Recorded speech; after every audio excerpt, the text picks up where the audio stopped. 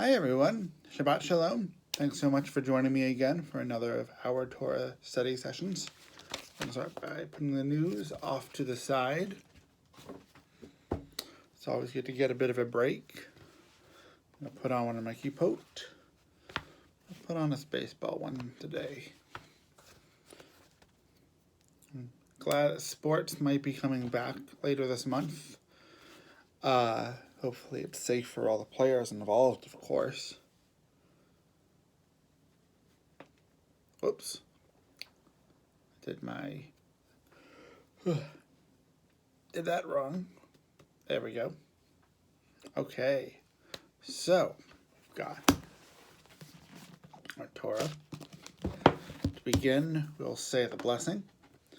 Baruch atah Adonai, Eloheinu melech haolam, asher kidshanu b'mitzvotav, v'tzivanu la'asok b'divrei Torah. Blessed are you, Adonai, our God, sovereign of the universe, who hallows us with mitzvot, commanding us to engage with words of Torah. Words of Torah. Ooh, it's important to stay hydrated. All right, so we are reading in the book of Numbers, a portion called Chukat.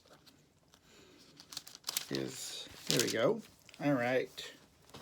The Israelites are in the desert. And in the desert, what do you need? Water.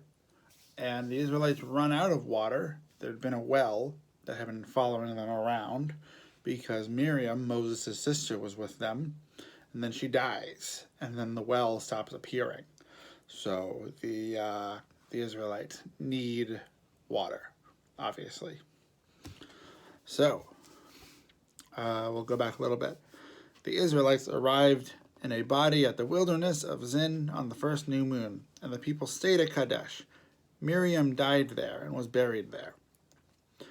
The community was without water, and they joined against Moses and Aaron. The people quarreled with Moses, saying, "If only we had perished when our brothers perished, at the instance of the Lord. Why have you brought the Lord's congregation into this wilderness for us and our beasts to die? Why did you make us leave Egypt and bring us to this wretched place, a place with no grain or figs or vines or pomegranates? There is not even water to drink." Moses and Aaron came away from the congregation to the entrance of the tent of meeting and fell on their faces.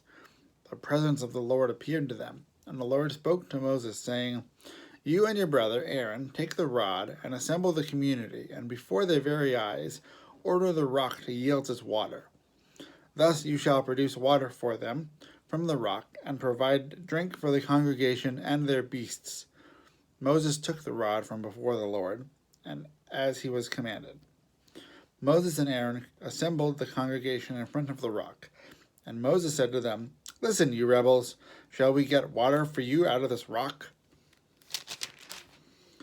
And Moses raised his hand and struck the rock twice with his rod. Out came copious water, and the community and their beasts drank. But the Lord said to Moses and Aaron, "Because you did not trust me enough to affirm my sanctity in the sight of the Israelite people, therefore you shall not lead this congregation into the land that I have given them." Those are the waters of Meribah, meaning that the Israelites quarreled with the Lord, through which God affirmed God's sanctity. Okay, well, that is quite a story. So Moses is the leader of the Israelites, and Moses is someone who we as Jews look up to an awful lot. A lot of people call him Moses, our teacher, as like the main. He's not a rabbi, but he's like a proto-rabbi. He's like who the rabbis model themselves after, both individually and as far as just like a system goes. Moses brings the law and helps to disseminate it out to the people. But even Moses can make a mistake. Moses and Aaron, who's the first priest, and of course is Moses' brother, they have an issue. They go to God. God gives them a solution, and they don't follow those instructions. God says to them, "You should go to the rock and tell it to give you water or ask it to give you water.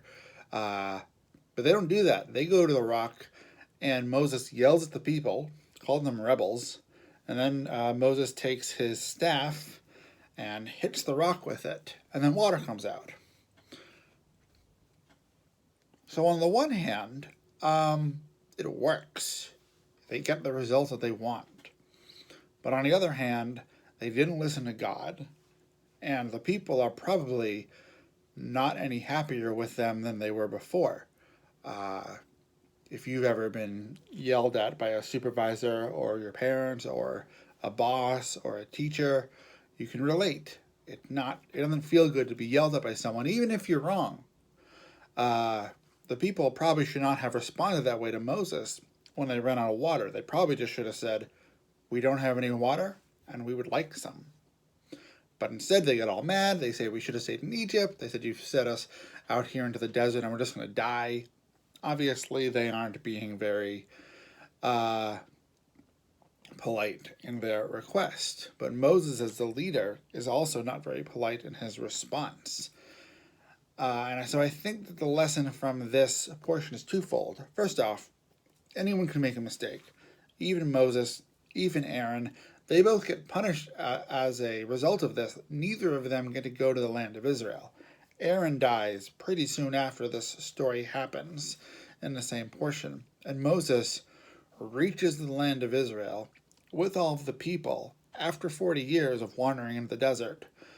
And then he cannot enter the land. God doesn't let him. God says, Joshua, who we met in a couple portions earlier, he's one of the spies. God says Joshua is going to lead the people, but not you, Moses. You're not going to be able to enter the land. And so Moses ends up dying without ever entering the land of Israel, despite all of the work that he'd done.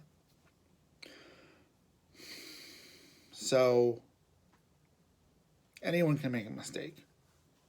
But it's also an interesting lesson in terms of results. Because as I had said, Moses and Aaron get water from the rock. They yell at it, or they yell at the people. They hit the rock. Water comes out. That's all they needed. But it has these different long-term impacts that they would have wanted to avoid. Obviously, they both want to enter the land of Israel. And I think that it's an important lesson that when we're feeling frustrated, when we're feeling upset, we can still make actions that get us the results that we want in the moment, but there are long-term consequences that we would have rather avoided. And it's important to take time to ourselves to recharge, to regroup, to calm down, to listen, to really listen to the instructions given to us, whatever they are, so that we can get what we want and avoid unforeseen consequences.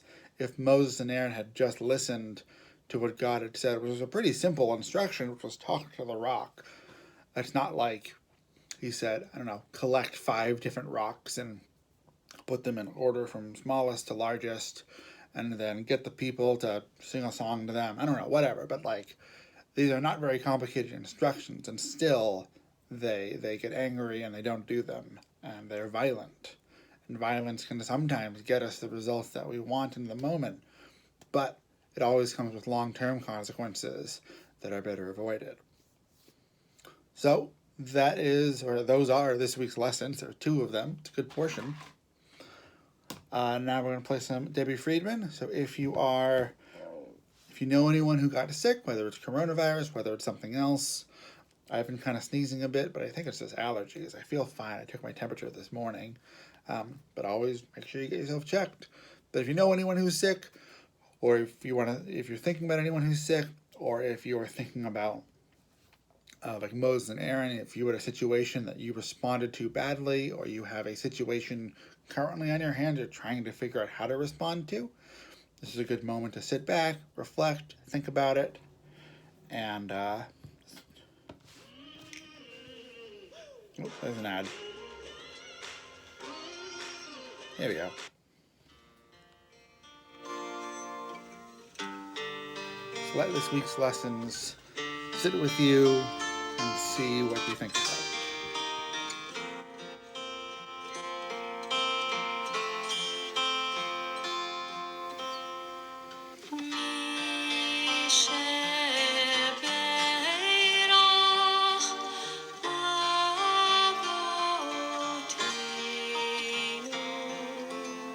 May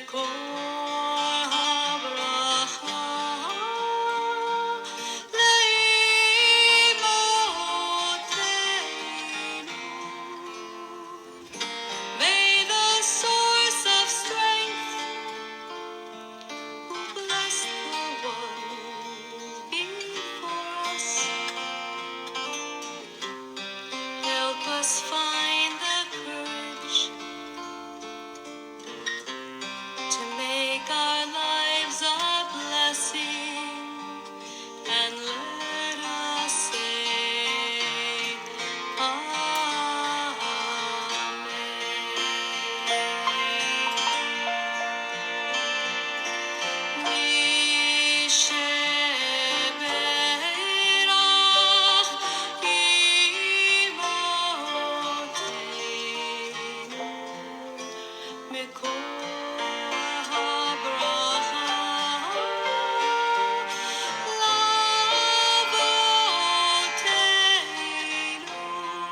Bless those in need of healing with refuah shlema, the renewal of body, the renewal of spirit, and let us say Amen.